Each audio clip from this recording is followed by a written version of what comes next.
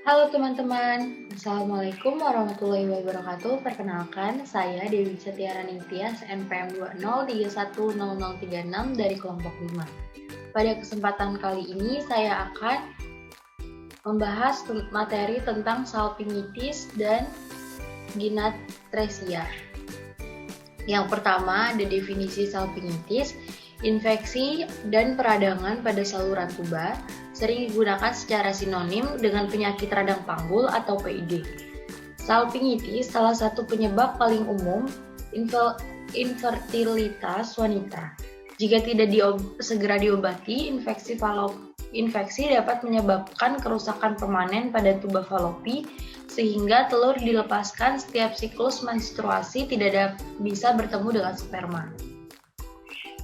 Lalu selanjutnya ada etiologi salpingitis. Terjadi karena infeksi polimikrobakterial pada sistem genitalia, uterus, tuba falopi, dan ovarium, menyebabkan peningkatan infeksi pada daerah vagina atau serviks.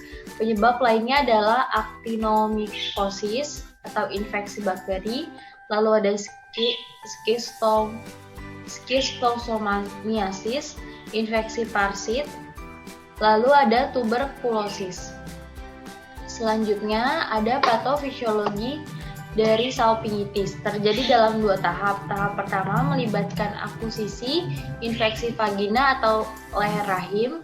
Lalu yang kedua melibatkan peningkatan saluran kelamin setiap bagian atas.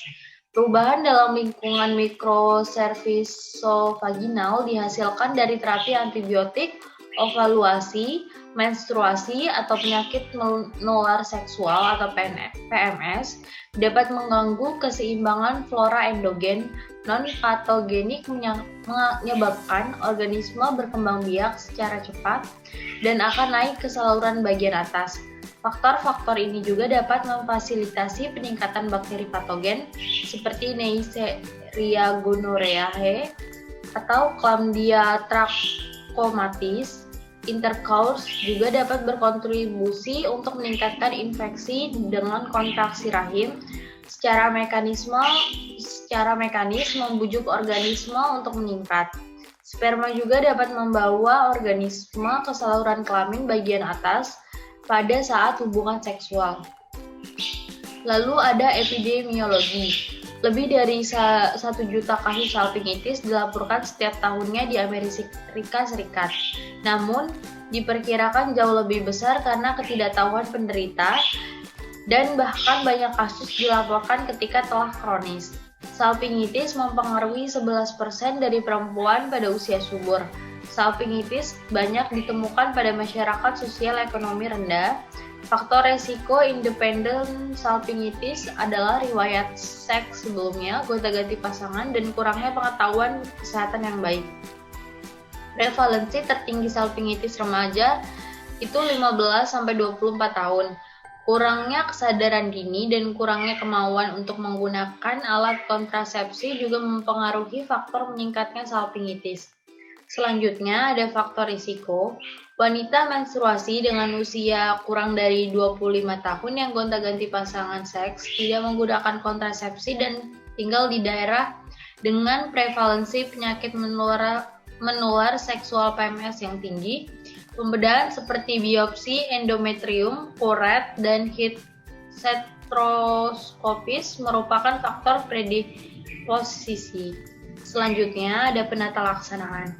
Menurut Pelvis Inflammatory Disease Evaluation and Clinical Health atau PAGE, wanita dengan gejala ringan biasanya menerima pasien rawat inap dengan pengobatan melalui intravena, yaitu cefoxitin dan deoxycycline.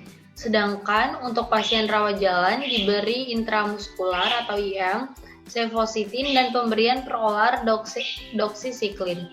Jika tidak ada respon terhadap pemberian antibiotik, perlu dilakukan pembedahan. Pasangan seksual penderita sebaliknya juga menjalani pengobatan secara bersamaan, dan selama menjalani pengobatan jika melakukan hubungan seksual, pasangan penderita sebaliknya menggunakan kondom. Lalu komplikasi. Tanpa perawatan, salpingitis menyebabkan berbagai komplikasi, yaitu yang pertama ada infeksi dapat menyebar ke struktur terdekat yaitu indung telur atau rahim. Lalu ada infeksi mitra seks, wanita pasangan atau mitra dapat berkontak bakteri dan terinfeksi juga. Lalu ada ovarium abses. Lalu ada kehamilan ektopik tabung tuba yang diblokir mencegah telur yang telah dibuahi masuk rahim sehingga embrio tumbuh di luar tabung tuba. Selanjutnya yang terakhir ada infertility, tabung tuba cacat atau luka sehingga telur dan sperma tidak dapat bertemu setelah seseorang terkena salpingitis.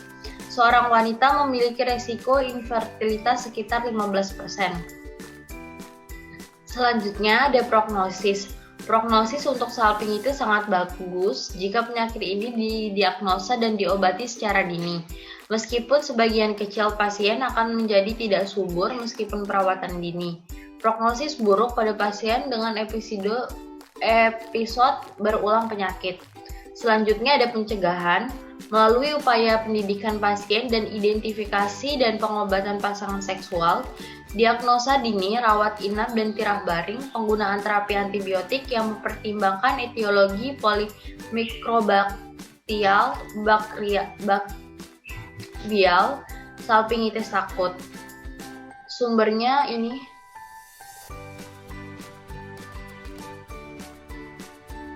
Selanjutnya, saya akan menjelaskan tentang gianthresia. Definisinya yaitu gianthresia umumnya adalah kongenital, terjadi sebagai sindrom Mayer-Kushner-Hauser yang terjadi pasca abortus atau postpartum. Gianthresia adalah tidak adanya lubang normal pada lumen saluran genital wanita. Dari tabung Fallopi vagina, anormal ini mungkin bawaan atau didapat karena cedera, penyakit, atau perakatan jaringan. Selanjutnya ada etiologi. Penyebab paling umum adalah bawaan atau kongenital, namun juga dapat terjadi terkait dengan reaksi autoimun atau setelah radioterapi. Selanjutnya ada patofisiologi. Pada embrio wanita tidak adanya testis mengakibatkan tidak adanya androgen dan zat penghambat Mullerian atau MIS. Memungkinkan pengembangan berkelanjutan dan diferensiasi sistem saluran Mullerian dengan regresi aluran Wolffian. Ductus Mullerian dapat diidentifikasi pada usia kehamilan 6 minggu. Ductus ini memanjang dan mencapai sinus urogenital pada usia kehamilan 9 minggu. Membentuk kanalis uterovaginalis. Kedua ductus Mullerian berjalan dari kaudal ke kranial, ke fundus dan menyatu. Invaginasi endodermal bilateral atau bulbus sinovaginal terbentuk saat tubercle Mullerian mengalami regresi. Pertumbuhan sefalik dari bulbus sinovaginal selesai pada usia kehamilan 15-26 minggu, dan fusi dari bulbus sinovaginal dengan korda vagina membentuk lempeng vagina.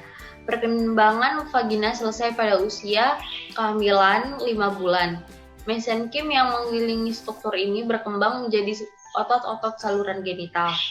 Sisa-sisa sefalik dari ductus Mulleri membentuk tuba Fallopi. Selanjutnya ada epidemiologi. Gianthresia sering terjadi di Afrika, khususnya Nigeria, di mana insidennya dilaporkan sekitar 7/10.000 wanita.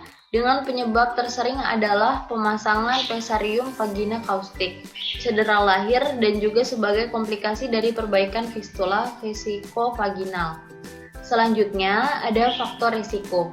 Angka kejadian yang sering terjadi biasanya berupa satu jenis kelamin atau dapat pula berupa beberapa kelainan kongenital secara bersamaan sebagai kelainan kongenital multiple. Kelainan bawaan ini sering terjadi pada perempuan, tetapi biasanya tidak menunjukkan gejala sampai pubertas. Selanjutnya ada penata laksanaan. Prosedur yang melibatkan flap paha pudendal. Prosedur ini dapat dengan mudah diterapkan dalam satu tahap rekonstruksi kelainan genital.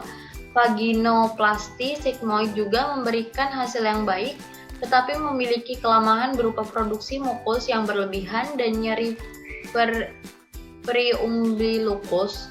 Stenosis vagina dapat diobati dengan pembagian adesi sederhana diikuti dengan pelebaran vagina secara teratur. Dilatasi menyebabkan peregangan mukosa, mitosis, dan pertumbuhan mukosa baru. Adesiolisis mudah dilakukan dan dikombinasikan dengan pelebaran vagina memiliki tingkat keberhasilan yang baik. Selanjutnya ada komplikasi. Penciptaan neovagina menggunakan cangkok kulit memerlukan penggunaan jangka panjang dilator vagina, jamur, atau aktivitas seksual untuk menghindari stenosis. Selanjutnya potensi transformasi ganas dari epitel neovaginal. Lalu yang terakhir ada komplikasi yang berhubungan dengan neovagina sigmoid, cenderung berhubungan dengan drainase mukus yang berlebihan dan potensi prolaps. Lalu ada prognosis, variasi dalam temuan anatomi pasien dan kurangnya teknik bedah standar memperumit hasil dan prognostik rekonstruksi untuk atresia vagina sering dilaporkan dengan kondisi lain yang mengakibatkan perineum abnormal. Oleh karena itu, perbandingan hasil akurat sulit dilakukan. Selanjutnya ada pencegahan. Pencegahan stenosis vagina meskipun tidak dilakukan secara rutin, direkomendasikan sebagai tindakan pencegahan pada pasien yang mengalami denudasi mukosa vagina dapat digunakan. Dalam kasus ini, hubungan seks vagina yang sering juga dapat membantu. Sumbernya ada Epidemiologi dan Manajemen of Genetracia in Lagos, Southwest Nigeria. Terima kasih, mungkin cukup sekian yang bisa saya sampaikan, kurang dan lebihnya saya mohon maaf. Wabillahi taufiq wal hidayah.